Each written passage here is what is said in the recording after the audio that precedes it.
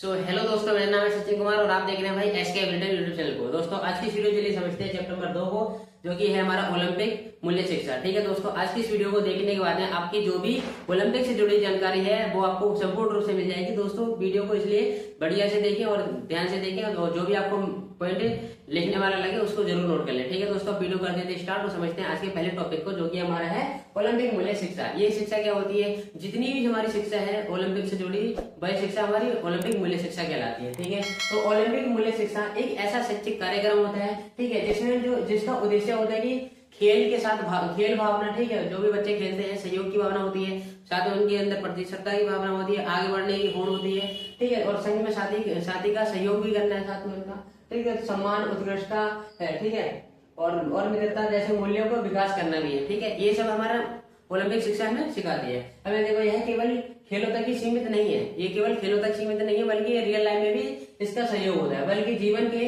हर एक क्षेत्र में नैतिकता हो गई और उसका सहयोग हो गया, ठीक है, या फिर शांति की भावना को बढ़ावा देना होता है। अब ये जितने पहलू हैं ये हमारे रियल लाइफ में भी होते हैं। ठीक है, अगर हम और कोई चीज बुक पढ़ेंगे या फिर और भी किसी चीज का अध्ययन करेंगे तो इतने सारे पॉइंट वहां पर भी आपको देखने को मिलेंगे। ठीक है दोस्तों, अब इसके आगे समझते हैं कि भाई ओलंपिक के 3 प्रमुख मूल्य कौन से होते हैं, प्रमुख पहलू कौन से होते हैं, इनकी चर्चा कर लो। तो उत्कृष्टता यानी एक्सीलेंस, ये क्या होता है भाई?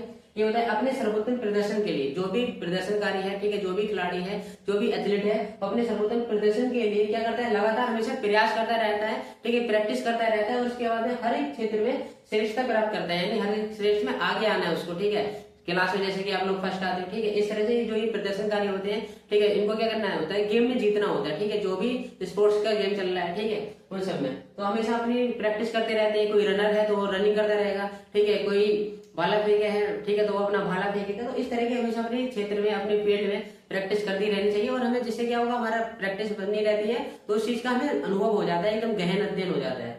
ठीक है, तो जिससे कि उस टाइम फिर करने को जब भी हम वो चीजें रियल लाइफ में करते हैं या फिर आसानी तौर पर करते हैं, ठीक है, या फिर किसी को सिखाते हैं तो हमें वो आसान हो जाता है समझाना भी और उस चीज को करना पाना भी। हमें देखो इसका उदाहरण देख लो ताकि क्लियरिटी और अच्छे से हो जाए। तो उदाहरण इसका, छात्र की पढ़ाई या खेल में अपनी पूरी क्षमता का उपयोग करे।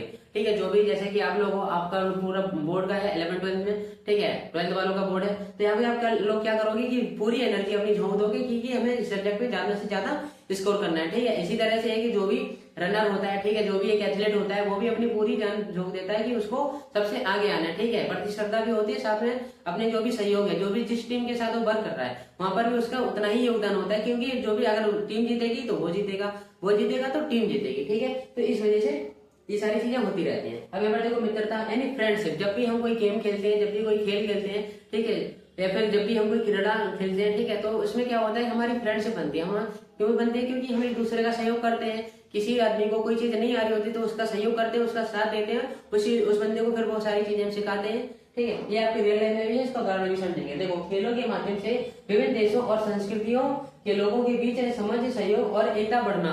ठीक है, जैसे कि क्रिकेट का मैच होता है, ठीक है, फिर वॉलीबॉल ले लो या फिर फुटबॉल का मैच ले लो, वहां पर क्या तरह तरह के लोग आते हैं, तरह तरह की उनकी संस्कृति होती है, ठीक है, तरह तरह की जगह से आते हैं, ठीक है, हर एक जगह से होते हैं। तो यहाँ पर क्या उनमें आपसी जुड़ाव होते हैं, ठीक है, जो भी अलगाव की भावना है उसका निष्कासन होता है। ठीक है, और यहाँ पर देखो आपसी उनमें समझ पैदा हो जाती है, और इसके बाद सहयोग, एक दूसरे का वो सहयोग करते हैं। ठीक है, अगर मान लो कि कोई दो आपस में किसी दूसरे देश के बंदे, जैसे कि ए देश और देश भी, ठीक है, दोनों आपस में जुड़कर खेल रहे हैं, एक टीम इनकी बन गई, तो ये भी इसका सहयोग करेगा, ये इसका सहयोग करेगा, फिर दोनों मिलकर के बढ़िया तरीके से अपना प्रदर्शन करेंगे, जिससे कि जो भी उनकी टीम है, जो भी उनका समूह है, जो भी उनका ग्रुप है, वो अच्छे से प्रदर्शन कर पाएगा। ठीक है, जैसे कि अभी आप लोगों का क्या होगा कि पूरा ग्रुप बना हुआ है, अब स्कूल लेवल पर जाते होंगे, ठीक है, जहाँ पर आपका कंपटीशन होगा किसी दूसरे स्कूल के साथ में, तो यहाँ पर क्या पूरे स्कूल में से जो भी अच्छे बच्चे हैं, ठीक है, जिनका जो ध्यान है शारीरिक शिक्षा की ओर है, ठीक है, फिजिकल एक्टिविटी के ध्यान है, ठीक है, तो वो क्या करेंगे? वो सारे एक मिलकर जाते हैं, क्योंकि वो सारे एक तरफ से गए हैं। हालांकि पर्सनल व्यक्ति तो अलग है उनका, लेकिन अभी वो क्या पूरे टीम में है, तो टीम में है, तो उसके बाद जब वो स्कूल जाएंगे, ठीक है, दूसरे स्कूल में, तो अपने वो पूरे स्कूल को रिप्रेजेंटेटिव कर रहे होते हैं। ठीक है, पूरे स्कूल को वहां पर प्रेजेंट कर रहे होते हैं। अगर वो बच्चे वहां पर जीत जाते हैं तो पूरे स्कूल का नाम होता है। ठीक है, अगर वहीं वो हार जाते हैं तो उसके बाद उनको लॉस होता है। ठीक है, और उसके बाद थोड़ा बुरा फील भी होता है। अब इसका उदाहरण देखो भाई, उदाहरण के लिए पड़ती होगी कि बाकी खिलाड़ियों का एकता, एक दूसरे से हाथ मिलाना। ठीक है, यहाँ पर क्या करता है? एक दूसरे के हाथ मिलाना होता है। जब भी आप लोग किसी दूसरे स्कूल में जाओगे, डिस्ट्रिक्ट लेवल पर, जोनल लेवल पर, फिर या स्टेट लेवल पर या इंटरनेशनल लेवल पर, ठीक है। तो इंटरनेशनल लेवल पर क्या होता है कि भाई जगह पूरे इंडिया के बच्चे आते हैं, ठीक है, जिनके साथ आप क्या कॉम्पिटिट करते हो, ठीक है, प्रतिस्पर्धा होती है आपकी उस मैच में आगे बढ़ने की। अब यहाँ पर देखो भाई सम्मान, यानी साथ साथ हमको क्या मिलता है, रिस्पेक्ट मिलता है खेल के थ्रू, ठीक है। जैसे कि अभी नीरज चोपड़ा जी हैं, ठीक है, उनको क्या मिला है, रिस्पेक्ट मिल रहा है, क्योंकि उन्होंने क्या करा, भाला फेंकने में सबसे ज्यादा अपना सर्वोत्तम योगदान दिया है, ठीक है, सबसे ज्यादा उनका अंक आया, ठीक है, भाला फेंकने में जो जितना फील्ड उन्होंने फेंका है। अगर देखो स्वयं दूसरों और नियम के प्रति आदर भाव रखना, ठीक है। अब यहाँ पर क्या स्वयं इतने ज्यादा रिस्पेक्टेड हो जाते हैं, ठीक है, और इतने ज्यादा इनके अंदर आदर हो जाता है, क्योंकि तरह तरह के लोगों से मिलते हैं, तरह तरह की इनकी मीटिंग होती है। और यहाँ पर नियम के प्रति जो भी खेल में क्या होते हैं, नियम होते हैं, ठीक है। अगर कुछ नियम है, अगर ऐसा गलत काम कर दिया तो उसके बाद हम क्या आउट हो जाते हैं खेल से। तो यहाँ पर क्या नियमों में हम फिर पूरी तरह से बन जाते हैं, फिर वही नियम हमारे डेली लाइफ में भी यूजफुल हो जाते हैं, जिससे फायदा ये होता है कि हम जो भी कार्य करते हैं सोच समझ के करते हैं, ताकि हम उस कार्य से बाहर ना हो जाए, ठीक है। उदाहरण इसका देख लीजिए, रेफरी के निर्णय का सम्मान करना या प्रतिद्वंदी का आदर करना, ठीक है। जो भी रेफरी निर्णय है, ठीक है, उसका भी सम्मान कर रहे हैं, साथ में जो भी हमारा प्रतिद्वंदी है, ठीक है, जो भी हमारा कॉम्पिटिटर है, उसका भी सहयोग करेंगे, ठीक है, साथ देंगे और उसका भी आदर करेंगे। अब यहाँ पर देखो भाई ओलंपिक मूल्य शिक्षा के उद्देश्य, जो भी ओलंपिक मूल्य शिक्षा है उसके उद्देश्य क्या है, ये वाली शिक्षा बच्चों को क्यों प्रोवाइड की जाती है। तो इसका उद्देश्य देखो भाई, खेल भावना का विकास करना, इससे क्या बच्चों को खेल की जानकारी हो जाती है, खेल के प्रति बच्चे को अवेयर हो जाता है, ठीक है, बच्चे के अंदर नई नई इच्छाएं जागती है खेल के प्रति। और उसके बाद यहाँ देखो नैतिकता का विकास, बच्चे के अंदर नैतिक जो भी मोरल वैल्यूज हैं उन सभी का विकास हो जाता है, ठीक है। अब यहाँ देखो प्रतिस्पर्धा के साथ सहयोग की भावना का भी विकास हो जाता है। साथ साथ अभी आपको पता है कि जो भी टीम है, ठीक है, लेकिन वो क्या कर रहे हैं, जो भी टीम में लोग हैं खेल रहे हैं बच्चे, ठीक है, अपने पूरी टीम बना करके, तो क्या कर रहे हैं, पूरा टीम का सहयोग कर रहे हैं, एक दूसरे का सब सहयोग कर रहे हैं, क्योंकि अगर जीतेगा तो वो अकेले नहीं जीतेगा, पूरी टीम जीतेगी, ठीक है। अब यहाँ पर देखो शारीरिक मानसिक और सामाजिक विकास भी इनका साथ साथ होता रहता है, ठीक है। जब भी हम कोई फिजिकल एक्टिविटी करते हैं तो इससे हमारी जो मांसपेशियां हैं, ठीक है, जो हमारा ब्लड सर्कुलेशन है वो बढ़िया से होता है, जो भी हमारी ग्रोथ है वो तेजी से होती है, जो भी मानसिक क्रियाएं हैं वो बढ़िया तरीके से होती है, ठीक है। और इसके बाद हमें साथ साथ सामाजिक विकास भी हो जाता है। अब यहाँ पर देखो भाई वैश्विक एकता और शांति, इससे क्या होती है, वैश्विक एकता और इसके साथ में शांति भी होती है, ठीक है, हमें बहुत ज्यादा शांति मिली है, इसे बन जाते हैं भाई। अब इसके आगे और देख लेते हैं कि आगे है भाई प्राचीन ओलंपिक का खेल, ये दूसरा टॉपिक आ गया। तो प्राचीन ओलंपिक क्या है, ठीक है, इनके बारे में पूरी फुल इन्फॉर्मेशन। तो यह प्राचीन ओलंपिक खेलों की शुरुआत है प्राचीन ग्रीस यानी यूनान में इनकी शुरुआत हुई थी, ठीक है। और उसका ये खेल देवता ज्यूस के सम्मान पर आधारित था, ठीक है। इसका मेन उद्देश्य यही था कि ये था कि जो भी यहाँ पर जो देवता है इनके सम्मान के लिए ये चीजें आयोजित की जाती थी। यहाँ पर देखो और लगभग 776 ईसा पूर्व से लेकर के और 393 ईस्वी तक ये वाले खेल हमेशा चलते रहे। और यहाँ पर देखो ओलंपिक खेल की शुरुआत ओलंपिया नामक एक स्थान पर हुई थी, ठीक है। और यहाँ पर जो यूनान में एक धार्मिक और सांस्कृतिक केंद्र भी था, कहाँ, जो भी ओलंपिया है, ठीक है, ये वाला।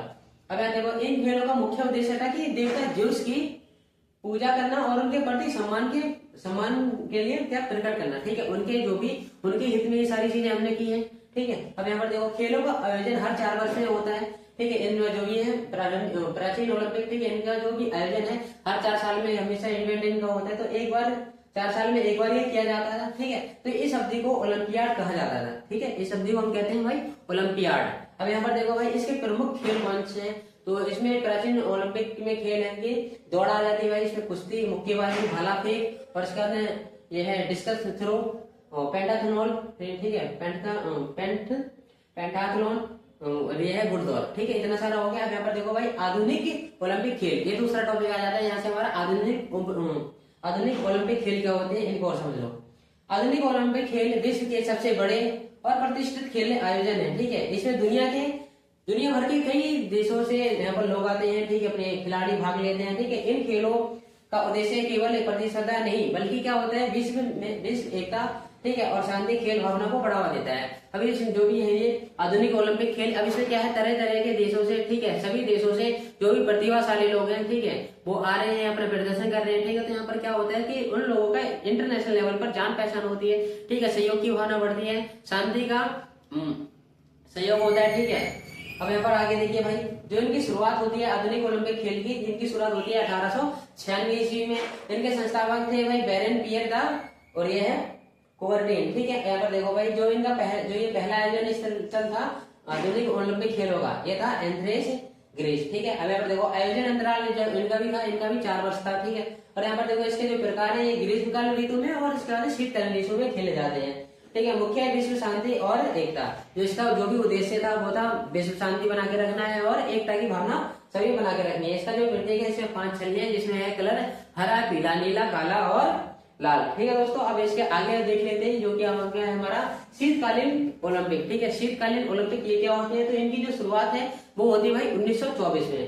ठीक है, पहला आयोजन है, जिसका पहला आयोजन हुआ था वो हुआ था सेमोनिक्स, जो कि हमारा फ्रांस में। ठीक है, आयोजन अवधि इनकी भी है 4 वर्ष में। ठीक है, ये भी एक बार होता है।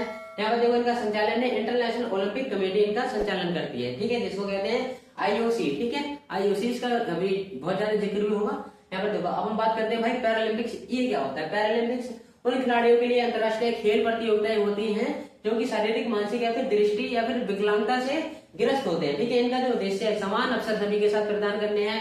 ठीक है, खेल भावना और प्रेरणा को बढ़ावा देना है। ठीक है, ऐसा नहीं है कि किसी को नकार दे कि वो विकलांग है, दृष्टिबाधित है, ठीक है, शारीरिक रूप से कमजोर है, मानसिक रूप से कमजोर है। अगर इस तरह की अगर गतिविधि अगर होती है तो ये खेल बेकार हो जाएगा फिर, क्योंकि जो पैरालंपिक्स बना है सभी के लिए बना है। ठीक है, सभी की इच्छाएं जाहिर करने के लिए बना है। अब यहाँ पर देखो इसका उद्देश्य हो गया, जो इसकी शुरुआत हुई थी, इसकी शुरुआत हुई थी भाई 1948 ईस्वी में। ठीक है, आयोजन इसका अंतराल है, इसका भी आयोजन अंतराल है भाई 4 वर्ष, ये भी 4 साल में एक बार ही होता है। अब हम बात कर लेते हैं भाई स्पेशल ओलंपिक की। तो ये स्पेशल ओलंपिक इंटरनेशनल खेल है ये। ठीक है, यहाँ पर मानसिक और बौद्धिक बच्चों के लिए आयोजन होता है।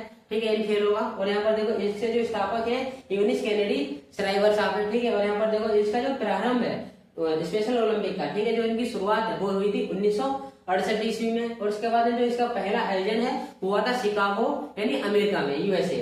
यहाँ पर देखो ये जो खेल है सभी के लिए वाले इसमें खेल समाहित है। ठीक है, चाहे वो किसी भी प्रकार का बच्चा हो, ठीक है, चाहे वो शारीरिक रूप से हो, मानसिक रूप से हो, सामाजिक रूप से हो, मतलब किसी भी तरीके का बच्चा हो, सभी के लिए इसमें जगह है, कोई भी आकर के अपना प्रदर्शन कर सकता है। ठीक है दोस्तों, चलिए दोस्तों अब इसके नेक्स्ट टॉपिक और समझ लेते हैं, जो कि हमारा भाई IOC। ठीक है, IOC यानी इंटरनेशनल ओलंपिक कमेटी। ठीक है दोस्तों, जो ये कमेटी है इसका गठन भाई होता है हमारा 23 जून 1894 में। ठीक है, उसके बाद जो इसके पहले संस्थापक होते हैं पियर डे कुबरटीन साहब। फिर उसके बाद जो यहाँ पर 6 अप्रैल 1896 में इसमें खेल होता है, जो कि होता है हमारा एथेंस में। ठीक है, और पियर डे कुबरटीन जो होते हैं वो पहले इसके अध्यक्ष भी होते हैं। जो इसका मेन ऑफिस है, मेन मुख्यालय है वो है स्विट्जरलैंड के लोजेन में। ठीक है दोस्तों, अब इसके आगे और देख लो तो ओलंपिक आंदोलन की गतिविधियां क्या क्या होती हैं इसके बारे में नजर डाल लेते हैं। तो इसका जो मेन उद्देश्य होता है, मेन जो गतिविधि होती है, महाद्वीपों में खेल को बढ़ावा देना। जितने भी महाद्वीप है, ठीक है, उन सभी में क्या खेल को बढ़ावा देना है, खेल को उजागर करना है, खेल के प्रति सभी को अवेयर करना है। ठीक है, ये सारी चीजों को देखते हैं।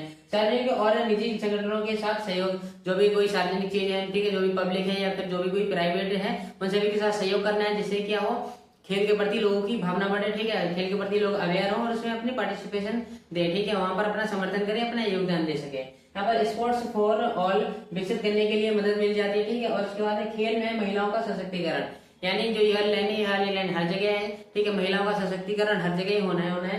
ठीक है, खेल में भी उन्हीं को बढ़ावा मिलना चाहिए। ठीक है, और यहाँ पर डोपिंग के खिलाफ लड़ाई हमेशा लड़नी चाहिए। ठीक है, डोपिंग का मतलब होता है भाई जब जो भी एथलीट होता है खेल स्पोर्ट्स या फिर किसी भी गेम में जाने से पहले वो इंजेक्शन अपने लगा लेते हैं एनर्जी का, जिसको हम कहते हैं भाई फिजिकल एजुकेशन है डोपिंग। ठीक है, तो इसके प्रति हमेशा लड़ाई होती रहती है, क्योंकि जो ईमानदारी से खेल रहा है, ठीक है, उसके लिए तो फिर ये नकारात्मक सामने हो जाएगा, क्योंकि उसमें एनर्जी नेचुरली है। ठीक है, वहीं से वो अपनी एनर्जी को पहले जितनी थी उससे वो 4 गुना और ज्यादा बढ़ा ले रहा है, बूस्ट कर रहा है। ठीक है, तो ये तो गलत है। ठीक है, इसलिए हमेशा इसके प्रति हमेशा लड़ाई होती रहती है। तो खेल निष्पक्षता को बढ़ावा। ठीक है, जो भी खेल है हमेशा निष्पक्ष होना चाहिए। ठीक है, किसी भी पार्टी को, किसी भी बच्चे को आगे नहीं रखना चाहिए। ठीक है, जो भी चीजें हैं निष्पक्ष तौर पर होनी चाहिए, ताकि जो सभी के साथ क्या समानता का व्यवहार हो सके। ठीक है, सभी को समान अवसर मिल सके। ठीक है, यहाँ पर देखो भाई national Olympic committee, national Olympic committee के बारे में और समझ लो। इसको कहते हैं NOC। ठीक है, यानी राष्ट्रीय स्तर पर ये खेल को बढ़ावा देते हैं। ठीक है, ये प्रत्येक देश में अपने अलग अलग होते हैं, इनको NOC के नाम से जाते हैं। नेशनल लेवल पर जो काम करते हैं, राष्ट्रीय स्तर पर काम करते हैं। ठीक है, जो इनको मान्यता मिलती है भाई, जो इनको मान्यता मिलती है IOC इनको मान्यता देती है। ठीक है, उसके बाद में ये अपने देशों में छोटे छोटे राज्यों में, ठीक है, या फिर शहरों में वहां पे लोगों को अवेयर करते हैं। ठीक है, नई नई कमेटी बनाते हैं जिससे कि लोग खेल के प्रति अवेयर हो। ठीक है, जैसे कि पूरे देश में कोई अगर अच्छा प्रदर्शन कर रहा है खेल की दुनिया में, तो उसको ये जो नेशनल ओलंपिक कमेटी है इसको ये आगे ले जाती है। ठीक है, उसको उजागर करते हैं, इसका यहाँ से इनका दाखिला हो जाता है IOC में, फिर ये इंटरनेशनल लेवल पर बच्चे खेलते हैं। ठीक है, अब यहाँ पर देखो खेलों में निष्पक्षता को बढ़ाओ। ठीक है। जो खेलों में हमेशा क्या निष्पक्षता होनी चाहिए, ठीक है, जिससे क्या हो किसी के साथ में दुर्व्यवहार ना हो कि किसी को आगे रख देते हैं किसी को पीछे रख देते हैं। यहाँ पर ओलंपिक में जाने वाले प्लेयर्स की हमेशा इनके पास क्या जिम्मेदारी होती है, ठीक है। अगर बच्चा अगर अच्छा कर रहा है, ठीक है, ओलंपिक में वो खेल रहा है, ठीक है, या फिर खेलेगा तो उसकी पूरी जिम्मेदारी होती है, इसका पूरा मेंटेनेंस का खर्चा ये एनओसी हमारी उठाती है। अब हम बात करते हैं भाई आईओसी के मिशन और भूमिका, इनकी क्या भूमिका होती है, क्या मिशन होते हैं। तो यहाँ पर देखो भाई, खेल भावना का विकास, ये लोग क्या करते हैं, खेल भावना का विकास करते हैं, ठीक है, जिससे कि बच्चे के अंदर खेल के प्रति भावना का विकास हो जाएगा तो खेल के लिए अपने आप को पूरा झोंक देगा, ठीक है। यहाँ पर देखो, खेल के माध्यम से सहयोग की भावना, जब बच्चे को खेल खिलाते हैं तो उसके अंदर सहयोग की भावना भी जागृत होती है, ठीक है। अब यहाँ पर देखो, खेल प्रक्रियाओं को बढ़ावा, जो भी खेल प्रक्रियाएं हैं, ठीक है, उनको क्या बढ़ावा, क्योंकि जो खेल प्रक्रिया होते हैं हमारे शारीरिक मानसिक बौद्धिक, ठीक है, सामाजिक और सहयोगात्मक स्तर को सभी को क्या मजबूत करती है, बढ़ावा देती है, ठीक है। अब यहाँ देखो, ओलंपिक खेलों का आयोजन, ठीक है, जो भी ओलंपिक खेल है इनका आयोजन भी करती है कौन, आईओसी।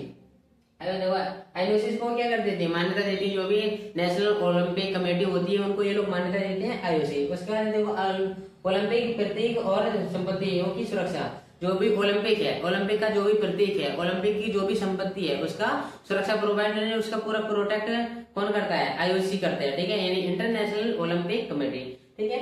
अब देखो, समानता और निष्पक्षता को बढ़ावा देती है, समानता भी लोगों को मिलनी चाहिए और निष्पक्षता यानी जो भी खेल हो रहा है, ठीक है, वो निष्पक्ष होना चाहिए, ठीक है, किसी को आंखों में धूल झोंक करके, ठीक है, धूल झोंक करके आगे नहीं लेकर जाना है, ठीक है। अब यहाँ पर देखो, ओलंपिक के मूल्यों का विचार, ठीक है, जो भी ओलंपिक मूल्य हैं, ठीक है, उनका क्या प्रचार करना है और उन पर विचार भी करना है ताकि टाइम टू टाइम अपडेट होते रहे, ठीक है। दोस्तों अब आगे देख लेते हैं आईओई, ठीक है, आईओई यानी इंडियन ओलंपिक और एसोसिएशन, ठीक है, भारतीय ओलंपिक संघ, ठीक है। दोस्तों अब देखो, भारत में ओलंपिक आंदोलन की सबसे बड़ी संस्था है, ठीक है, भारत में ओलंपिक आंदोलन की सबसे बड़ी संस्था है आईओए, ठीक है, यानी इंडियन ओलंपिक एसोसिएशन, ठीक है। अब यहाँ पर देखो, इसकी जो स्थापना होती है, इसकी स्थापना भाई होती है 1927 में। जो इसके संस्थापक जी होते हैं वो होते हैं सर दोराबजी टाटा और डॉक्टर एजी नेहरन, ठीक है। अब जो इसका मुख्यालय है, इसका मुख्यालय भाई नई दिल्ली में है, जो कि है भाई भारत में।